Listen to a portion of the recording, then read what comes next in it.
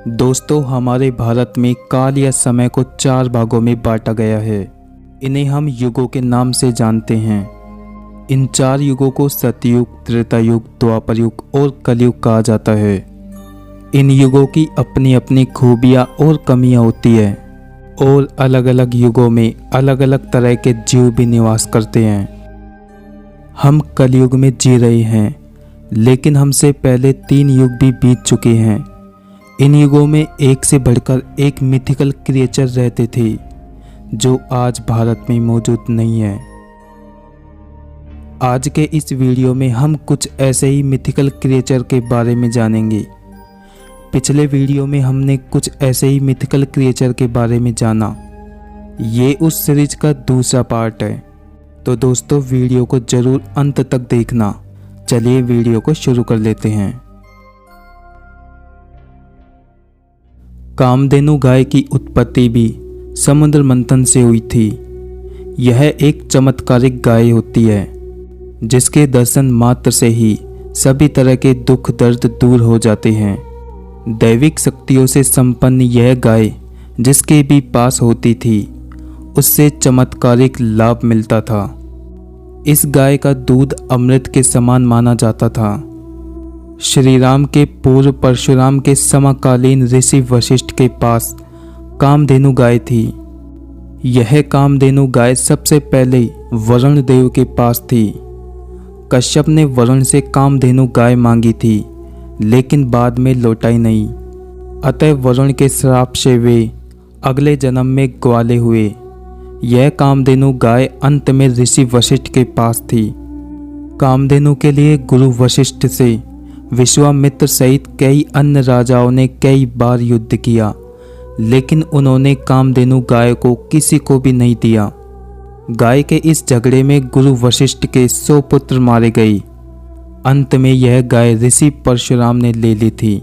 गाय हिंदुओं के लिए सबसे पवित्र पशु है।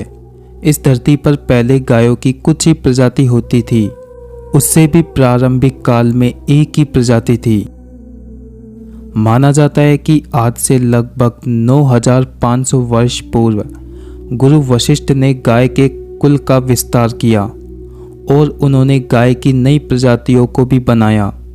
तब गाय की 8 से 10 नस्लें हुआ करती थी, जिनका नाम कामधेनु, कपिला, देवनी, नंदनी, भौमा आदि था। कहते हैं कि सभी गायों की पीठ पर सिर से लेकर पूंछ तक एक ऐसी नाड़ी होती थी जिससे स्वर्ण का उत्पादन होता रहता था। उसमें भी काली गाय की नाड़ी को सूर्य केतु कहते हैं, जिस पर प्रतिदिन हाथ फेरने से हृदय रोग नहीं होता था। मृतस्य कन्या अर्थात जलपरी भारतीय रामायण के थाई व कंबोडियाई संस्करणों में रावण की बेटी स्वर्णमच्छा का उल्लेख किया जाता है। वह हनुमान का लंका तक सेतु बनाने का प्रयास विफल करने की कोशिश करती है, लेकिन अंत में उनसे प्यार करने लगती है। भारतीय दंत कथाओं में भगवान विष्णु के मृत्स्य अवतार का उल्लेख भी किया गया है, जिसके शरीर का ऊपरी भाग मानव व निचला भाग मछली का होता है। इसी तरह चीन, अरब और ग्रीस की लोक कथाओं में भी जलपरियों के होने के सैकड़ों किस्से मिलते हैं। कुंती पुत्र अर्जुन ने पाताल लोक की एक नाग कन्या से विवाह किया था, जिसका नाम उलूपी था। वह विधवा थी। अर्जुन से विवाह करने से पहले उलूपी का विवाह एक बाघ से हुआ था, जिसको गरुड़ ने खा लिया था। अर्जुन और नाग कन्या उलूपी के पुत्र थे ऐरावन, जिनका दक्षिण भारत में मंदिर भी है और हिजड़े लोग उनको अपना पति मानते हैं। भीम के पुत्र घटोत्कच का भी विवाह एक नाग कन्या से ही हुआ था, जिसका नाम अहिलवती था और जिनका पुत्र वीर योद्धा बर्बरिक था।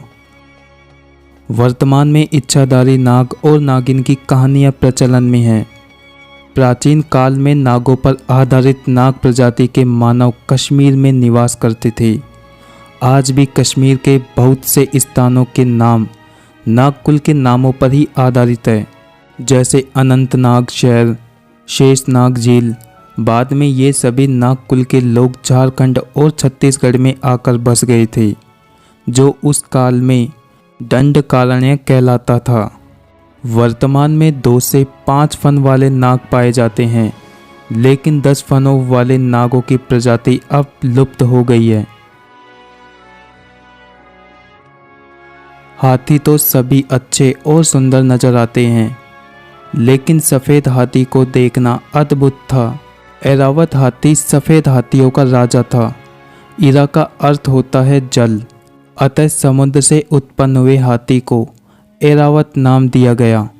हालांकि ऐरावती का पुत्र होने के कारण ही उसको ऐरावत कहा जाता है। यह हाथी देवताओं और असुरों द्वारा किए गए समुद्र मंथन के दौरान निकली 14 मूल्यवान वस्तुओं में से एक था। मंथन से प्राप्त रत्नों के बंटवारे के समय ऐरावत को इंद्र को दे दिया गया था। 4 दांतों वाला सफ़ेद हाथी मिलना अब मुश्किल है। महाभारत भीष्म पर्व के 8वें अध्याय में भारतवर्ष से उत्तर के भूभाग को उत्तर कुरु के बदले ऐरावत कहा गया है। जैन साहित्य में भी यही नाम आया।